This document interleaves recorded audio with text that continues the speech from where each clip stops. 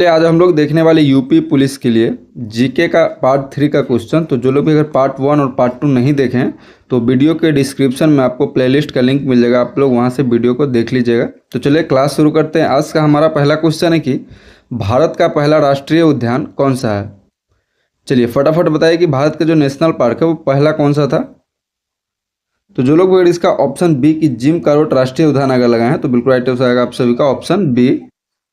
चलिए अगला है कि भारत का सबसे लंबा बांध कौन सा है। चलिए ऑप्शन को देखिए और फटाफट बताइए कि भारत का सबसे लंबा बांध कौन सा है।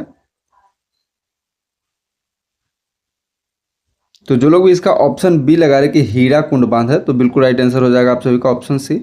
चलिए अगला है कि चौखड्डी स्तूप उत्तर प्रदेश में कहाँ स्थित है। और इसमें जितने भी सारे क्वेश्चन कराए जाए सारे के सारे मोस्ट इंपॉर्टेंट क्वेश्चन है, तो आप लोग इसको रट लीजिएगा और वीडियो को बिल्कुल भी स्किप मत कीजिएगा। तो जो लोग भी चौखंडी स्तूप उत्तर प्रदेश में कहाँ स्थित है, इसका ऑप्शन अगर आप लोग सी लगा रहे कि सारनाथ में तो बिल्कुल राइट आंसर हो जाएगा आप सभी का। अगला है कि विश्व व्यापार संगठन यानी कि WTO का मुख्यालय कहाँ स्थित है।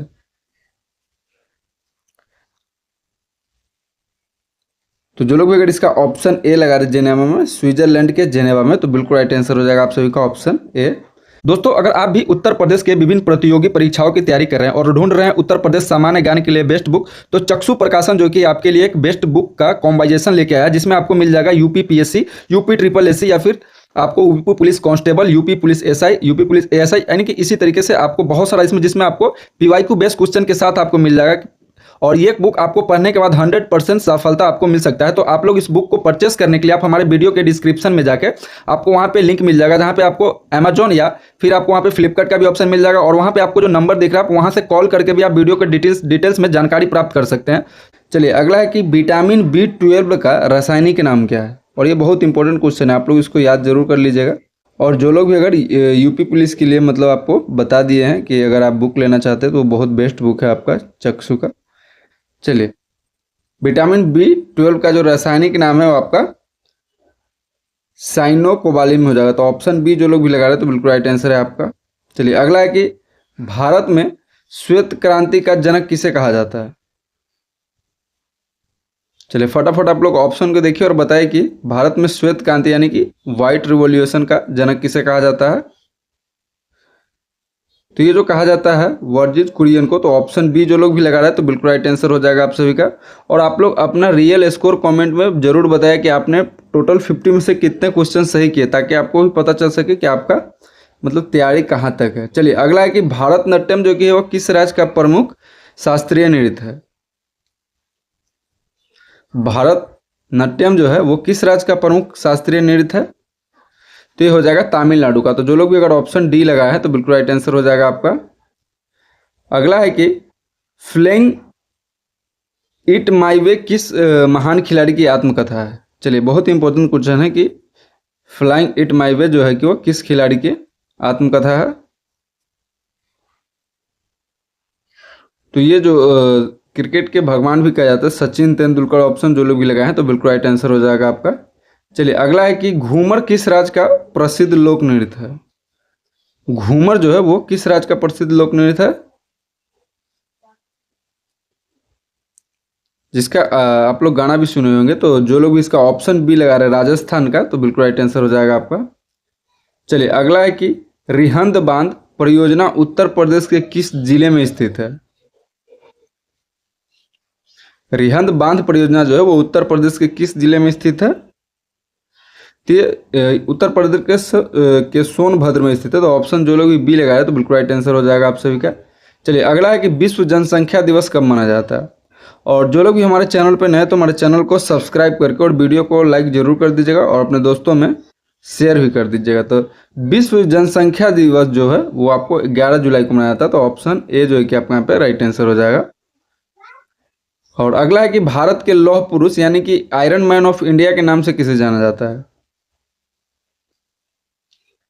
तो ये जो माना जाता है सरदार वल्लभ भाई पटेल को। तो ऑप्शन बी सी सॉरी जो लोग भी लगा रहे हैं तो बिल्कुल राइट आंसर है आपका। चलिए अगला है कि नोबेल शांति पुरस्कार किस शहर में प्रदान किया जाता है।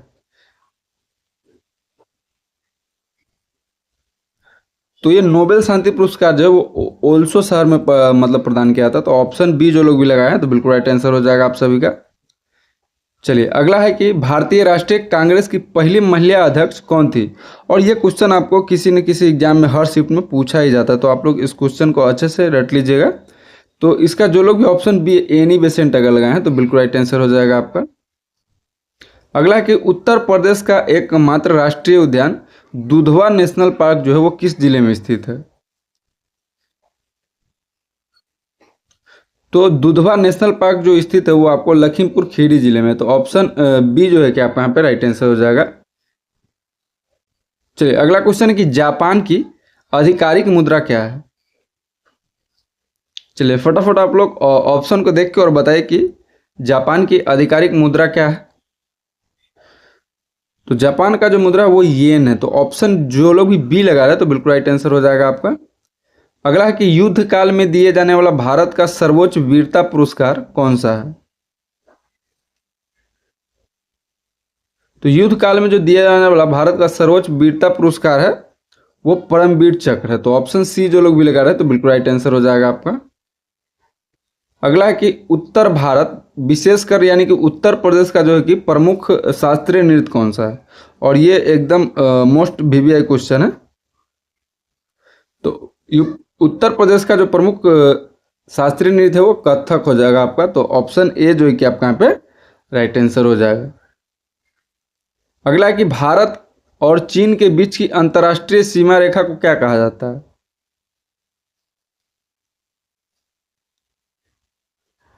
तो भारत और चीन के बीच की जो अंतर्राष्ट्रीय सीमा रेखा है उसको मैकमोहन रेखा कहा जाता है, और ये रेड क्लिफ रेखा भारत और पाकिस्तान के बीच के सीमा को कहा जाता है, तो आप लोग इसको याद कर लीजिएगा। अगला है कि दिल्ली के प्रसिद्ध लाल किले का निर्माण किस मुगल शासक ने करवाया था।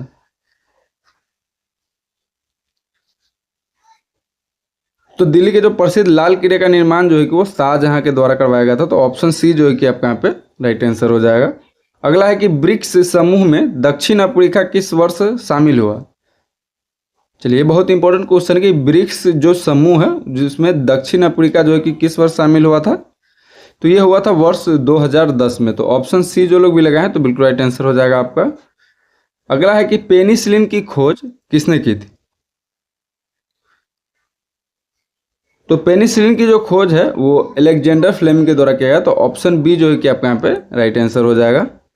चलिए अगला है कि भारत के पहले कृत्रिम उपग्रह यानी कि आर्टिफिशियल सैटेलाइट का नाम क्या था। तो भारत के जो सबसे पहले आर्टिफिशियल सैटेलाइट का जो नाम था वो आपका आर्यभट्ट था, ऑप्शन सी जो लोग भी लगाए हैं तो बिल्कुल राइट आंसर हो जाएगा आपका। अगला है कि ऑस्ट्रेलिया की राजधानी क्या है। तो ऑस्ट्रेलिया की जो राजधानी वो कैनबरा है, तो ऑप्शन सी जो लोग भी लगाए हैं तो बिल्कुल राइट आंसर हो जाएगा आपका।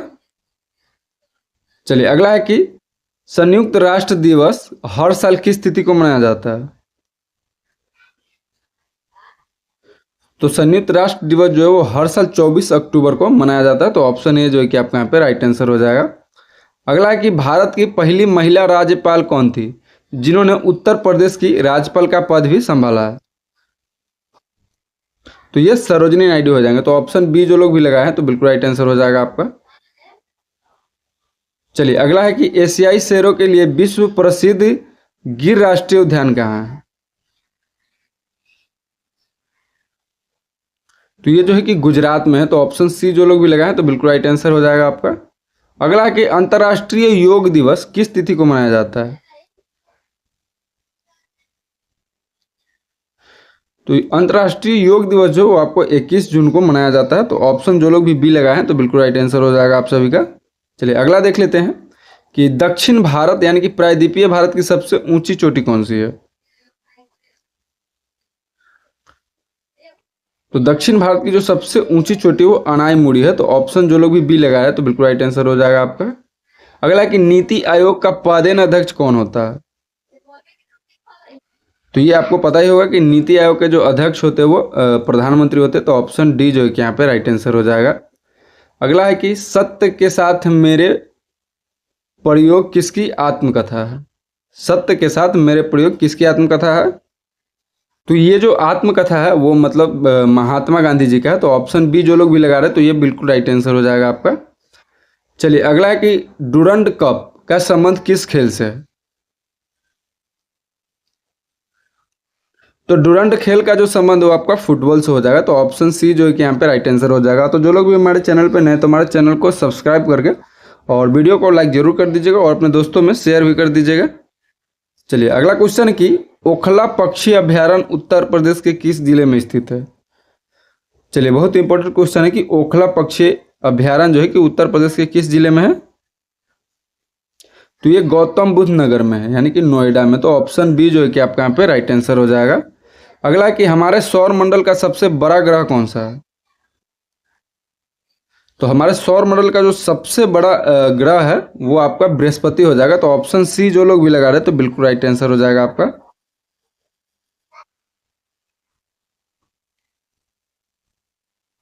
चलिए अगला है कि भारत का राष्ट्रीय गीत वंदे मातरम किस प्रसिद्ध उपन्यास से लिया गया है।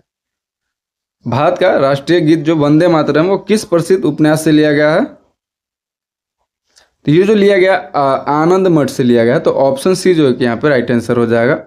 चलिए अगला है कि भारतीय संविधान में मौलिक कर्तव्य किस देश के संविधान से प्रेरित है। तो ये जो प्रेरित है ये सोवियत संघ यानी कि रूस के संविधान से। तो ऑप्शन सी जो है कि आपका यहाँ पे राइट आंसर हो जाएगा। अगला है कि गुलाबी शहर के नाम से भारत का कौन सा शहर जाना जाता है। और ये बहुत इंपॉर्टेंट क्वेश्चन है और इसका आंसर जो है कि आप लोग कमेंट बॉक्स में बताइएगा। चलिए अगला देखते हैं कि प्रसिद्ध प्राचीन पुस्तक पंचतंत्र के लेखक कौन है।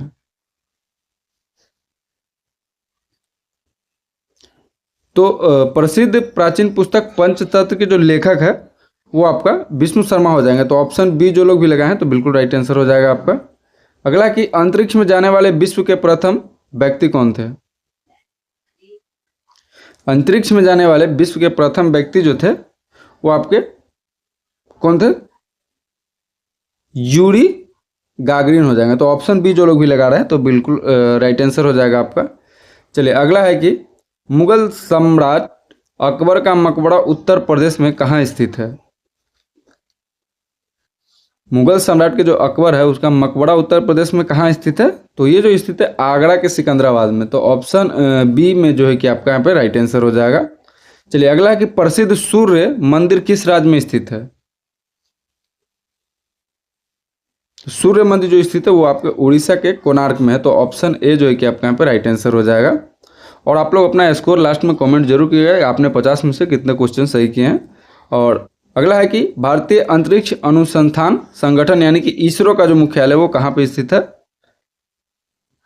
तो इसरो का जो मुख्यालय है वो आपका बेंगलुरु में स्थित है। तो ऑप्शन डी जो लोग भी लगाए हैं तो बिल्कुल राइट आंसर हो जाएगा आपका।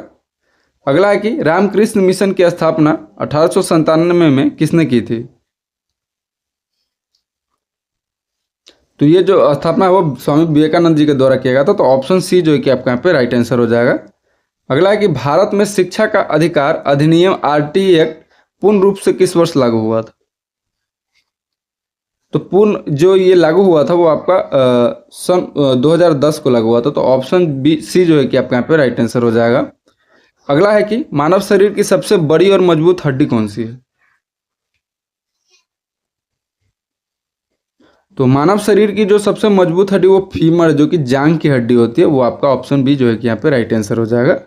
अगला है कि बांदीपुर राष्ट्रीय उद्यान टाइगर रिजर्व किस राज्य में स्थित है।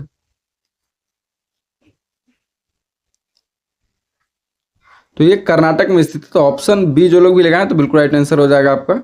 अगला है कि गीतांजलि पुस्तक के लिए साहित्य का नोबेल पुरस्कार किसे मिला है, किसे मिला था। तो ये जो मिला था रविंद्रनाथ टैगोर को मिला था। तो ऑप्शन सी जो है कि आपका यहाँ पे राइट आंसर हो जाएगा। अगला है कि डेविस कप का संबंध किस खेल से है। तो डेविस कप का जो संबंध है वो आपका लॉन टेनिस से संबंधित है। तो ऑप्शन ए जो है कि आपका यहाँ पे राइट आंसर हो जाएगा। और अगला है कि पानीपत का प्रथम युद्ध किस वर्ष लड़ा गया था। तो ये जो लड़ा गया था वो आपको सन 1526 को लड़ा गया था। और ये किसके किसके बीच लड़ा गया था आप लोग कमेंट बॉक्स में कमेंट जरूर करके बताइएगा। और आज का हमारा लास्ट क्वेश्चन है कि उत्तर प्रदेश का कौन सा शहर कैंची नगर यानी कि सिटी ऑफ स्क्रियर्स और खेल के सामान के उत्पादन के लिए पूरे देश में प्रसिद्ध है। और इसका आंसर आप लोगों को कमेंट बॉक्स में बताना है। तो चलिए बताइए कि आज का क्लास आपको कैसा लगा। अगर अच्छा लगा हो तो वीडियो को लाइक कीजिएगा और ऐसे ही वीडियो पाने के लिए आप हमारे चैनल को सब्सक्राइब जरूर कर लीजिएगा। तो मिलते हैं आपसे अगली वीडियो में, तब तक के लिए जय हिंद जय भारत।